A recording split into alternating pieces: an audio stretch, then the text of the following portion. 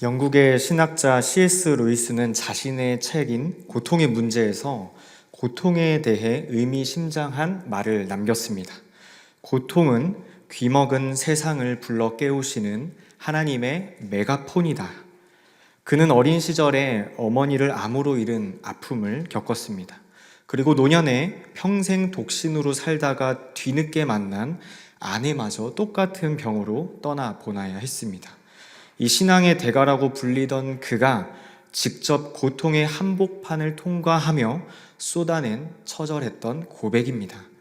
그는 고통을 하나님이 침묵하시는 시간이라고 정의하지 않았습니다. 오히려 그 고통의 시간이 하나님이 가장 크게 말씀하시는 시간이라고 믿고 말했습니다. 오늘 우리가 함께 읽은 이 출애굽기 15장의 현장이 바로 그 메가폰이 울려 퍼지는 현장이었습니다. 오늘 우리가 읽은 이 15장의 앞부분을 보면 온통 찬양의 열기로 가득 차 있습니다. 홍해를 마른 땅처럼 건넌 이스라엘 백성들이 모세와 미리암의 인도에 따라 춤을 추며 노래합니다. 이 430년이라는 긴 시간 동안 그들을 짓눌렀던 애굽에서의 노예 생활으로부터 드디어 자유로워진 날이었습니다. 이스라엘 역사상 이보다 더 뜨겁고 감격적인 예배의 현장은 없었을 것입니다. 하나님의 위대하심을 찬양했고 그들은 다시는 애굽으로 돌아가지 않겠노라고 다짐했을 것입니다. 그런데 오늘 본문인 이 22절에 딱 들어서자마자 장면은 차갑게 전환됩니다. 찬양이 끝나자마자 그들을 기다리고 있었던 것은 뭔가 축제의 장소가 아니라 광야였습니다. 광야. 홍해에서 경험한 그 찬양의 그 뜨거움이 채 가시기도 전에 그들은 수르 광야라는 뜨거운 현실 속으로 던져졌습니다. 성경은 그들이 광야로 들어가서 3일을 걸었으나 물을 얻지 못했다고 기록하고 있습니다. 여기서 우리는 이 사흘이라는 시간에 주목해야 합니다. 여러분, 그 인간의 333 법칙 아시죠? 인간은 공기 없이 3분, 음식 없이 3주, 또 물 없는 3일. 이 333 법칙을 우리는 기억해야 합니다. 여기서 물이 오늘 말씀에 중요한데 이 3일이 지나면 인간의 이성은 마비되기가 시작하고 오직 살아야겠다는 생존 본능만이 온몸을 지배하게 된다고 합니다. 3일 전까지만 해도 이 홍해를 가르시는 하나님을 찬양하던 이스라엘 백성들이었습니다.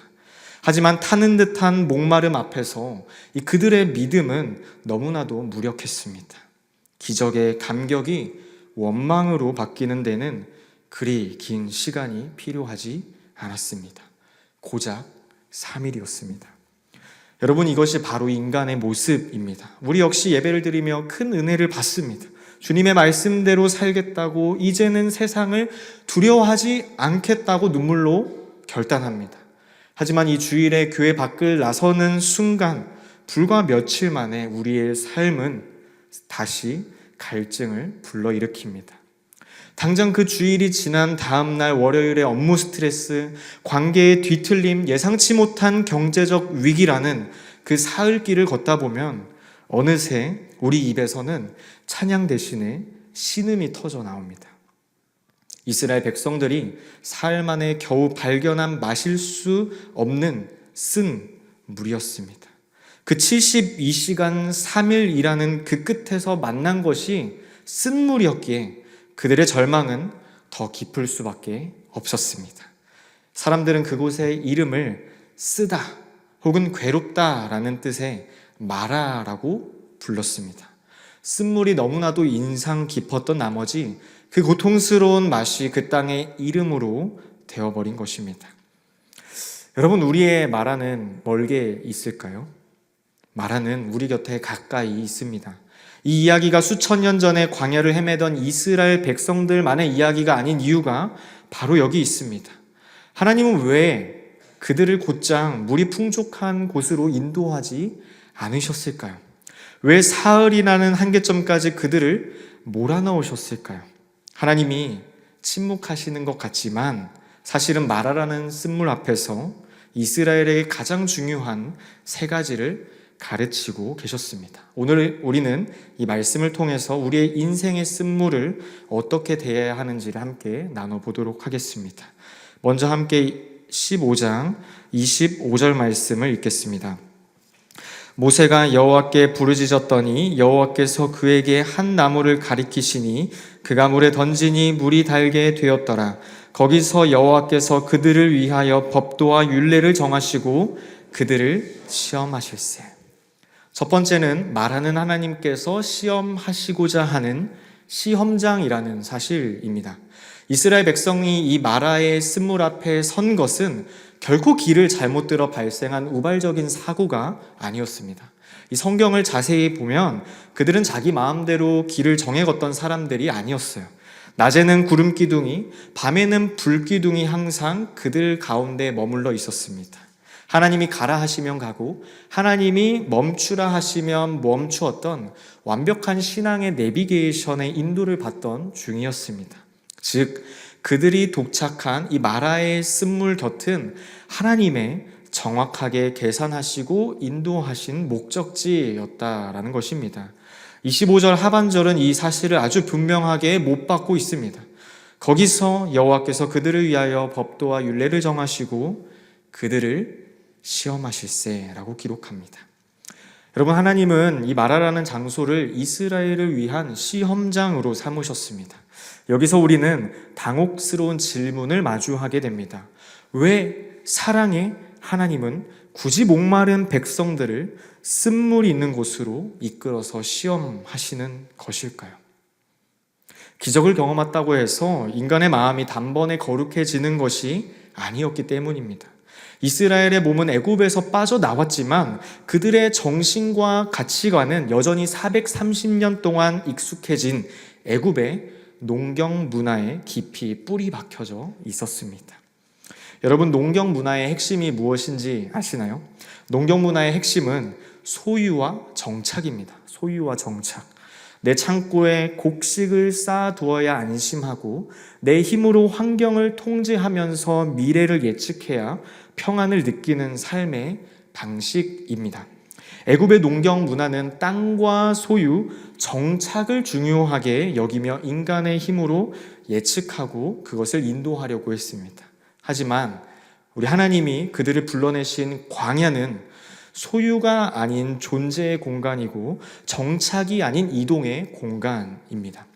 광야의 유목민 문화는 이동과 단순화 그리고 오직 하나님께 의존하는 삶을 핵심 가치로 삼습니다. 광야에서는 내 힘으로 할 수 있는 것이 아무것도 없습니다.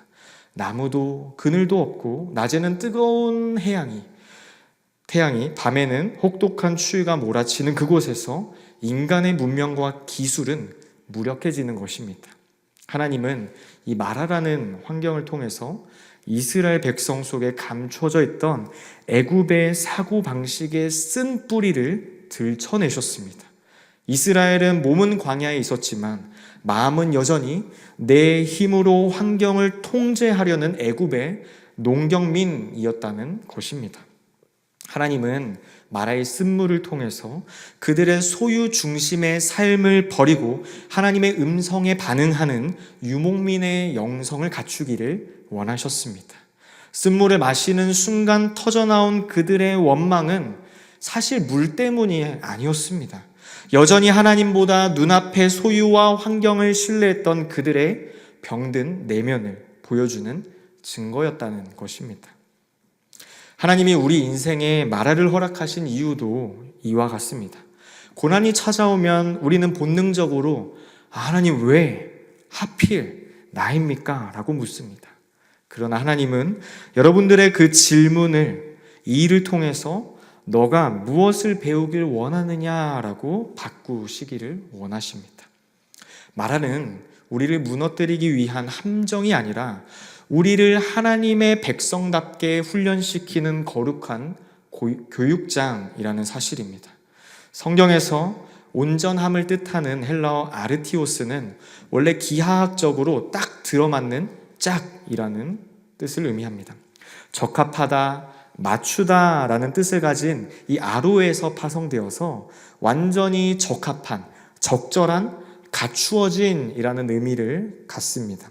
하나님의 말씀대로 훈련되어서 어떠한 선한 일을 하기에 부족함이 없이 준비된 또는 기능적으로 완전히 갖춰진 상태를 의미합니다.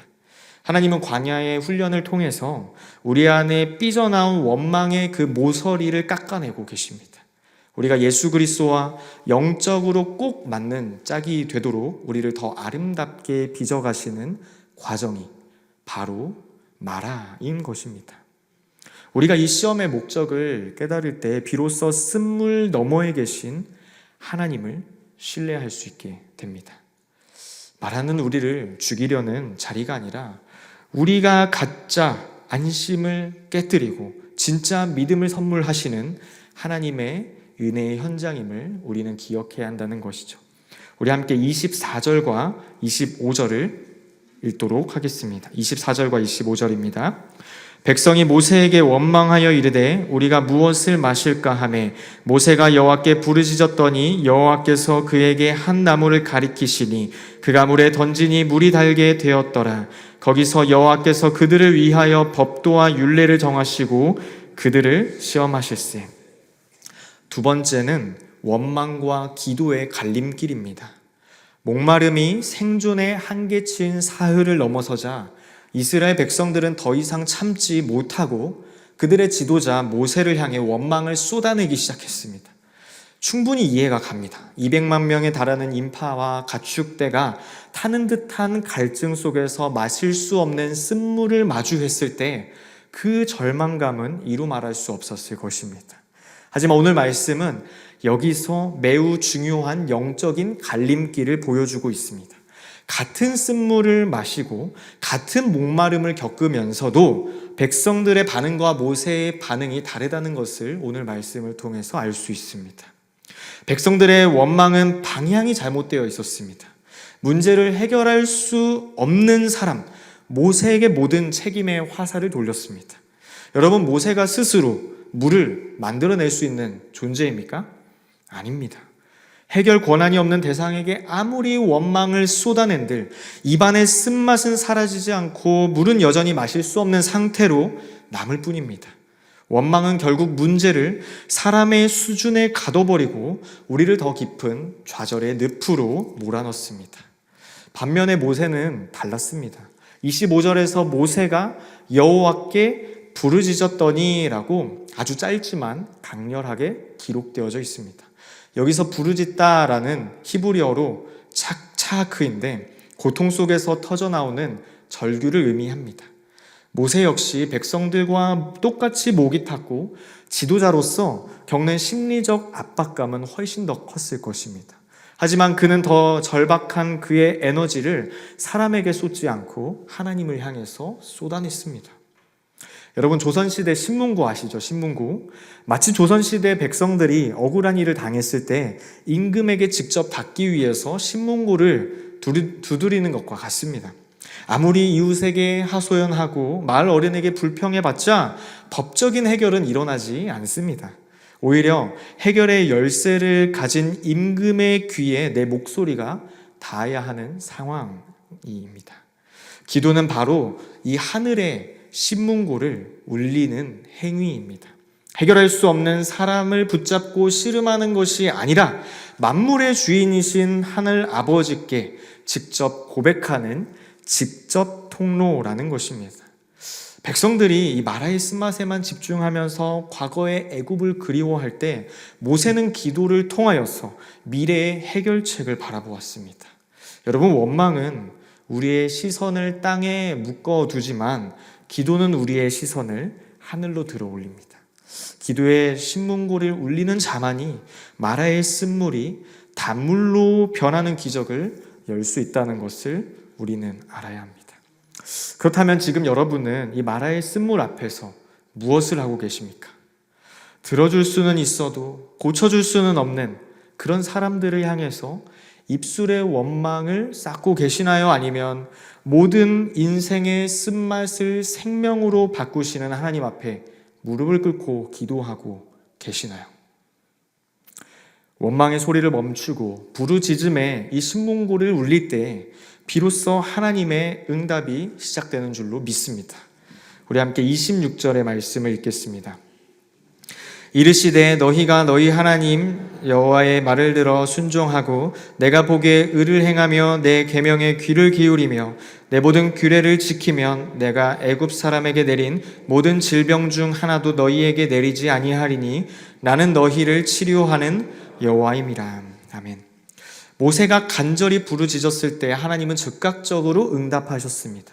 그런데 하나님의 응답 방식은 우리의 상식과는 조금 달랐습니다.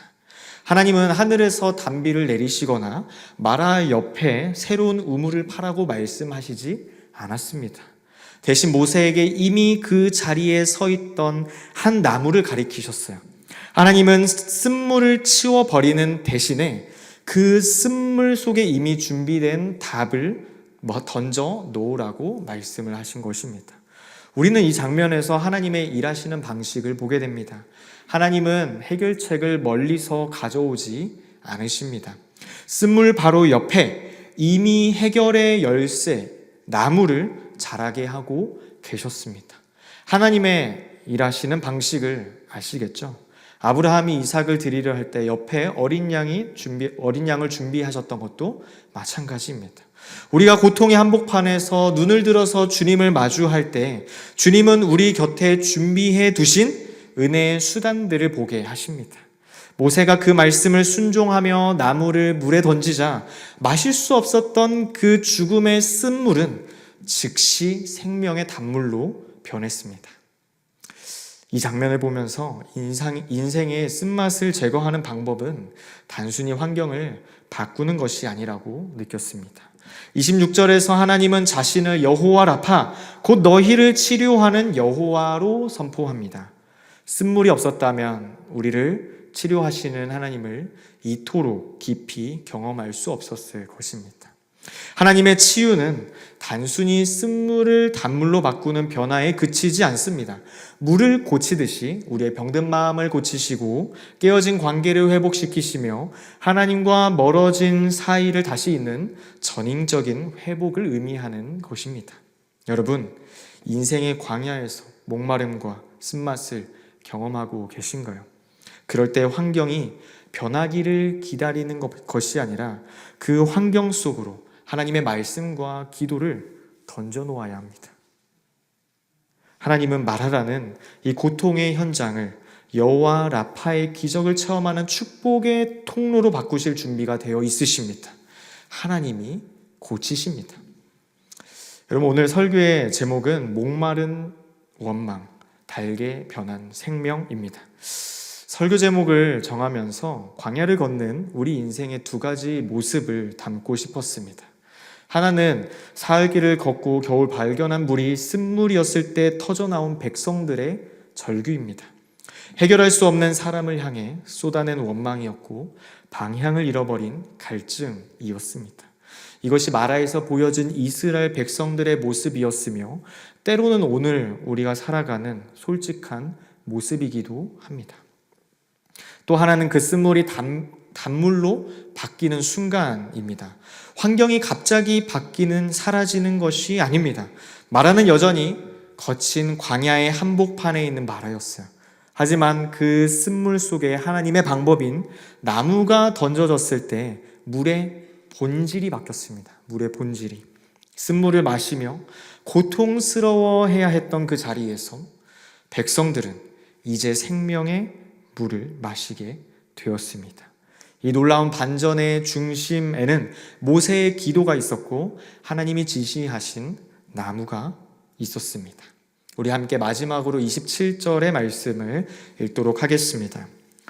그들이 엘림에 이르니 거기에 물샘 열둘과 종려나무 70그루가 있는지라 거기서 그들이 그물 곁에 장막을 치니라.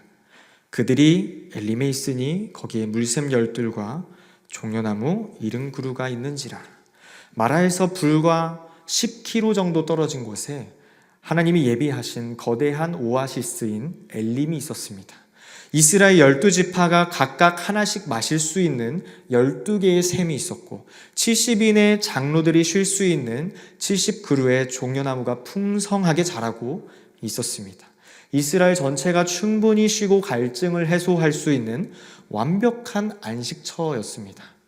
하나님은 마라라는 시험을 허락하시기 전에 이미 엘림이라는 장소도 만들어 두셨습니다. 마라를 설계하신 분이 엘림도 설계하셨다는 것입니다. 마라는 여정의 끝이 아니었어요. 엘림은 마라의 반대편에 있는 것도 아니었어요. 마라를 통과한 바로 그 자리에 예비되어져 있었습니다. 하나님은 우리가 이 마라를 거치면서 치료하시는 하나님을 경험하기를 기다리셨고, 그 훈련을 마친 자들에게 비로소 엘림의 풍성함을, 그 안식을 허락하셨습니다. 이제 우리는 이 애굽의 농경 문화적 사고방식을 버려야 합니다. 무언가를 쌓아두고 정착해야만 안심하는 마음이 아니라 매일 하나님의 인도하심에 반응하며 이동하는 유목민의 마음을 가져야 합니다. 지도가 없어도 하나님의 말씀이라는 나침반을 붙잡고 순종하며 나아갈 때 우리는 비로소 주님과 꼭 맞는 짝인 아르티오스로 온전해질 수 있다는 것입니다. 여러분, 엘림은 우리가 도달해야 할 최종 목적지가 아니라 더 큰 하나님의 약속의 땅 가나안을 향해 나아가기 위해서 주시는 하나님의 따뜻한 안식처라는 것을 잊지 말아야 합니다. 오늘 인생의 마라 앞에서 쓴물을 마시고 계시는 분이 계십니까? 하나님은 쾌락 속에서는 우리를 속삭이시고 양심 속에서는 말씀하시며 고통 속에서는 소리 지르신다라는 이 C.S. 루이스의 말처럼 이 고통에 메가폰이 울리고 있다면 지금 하나님께서 여러분들에게 가장 크게 말씀하고 계시다는 신호입니다. 원망으로 귀를 막지 말고 기도로 귀를 여시기 바랍니다. 사람을 향해 쏟아냈던 그 불평을 멈추시고 하나님을 향해서 기도의 신문고를 두드리시기 바랍니다.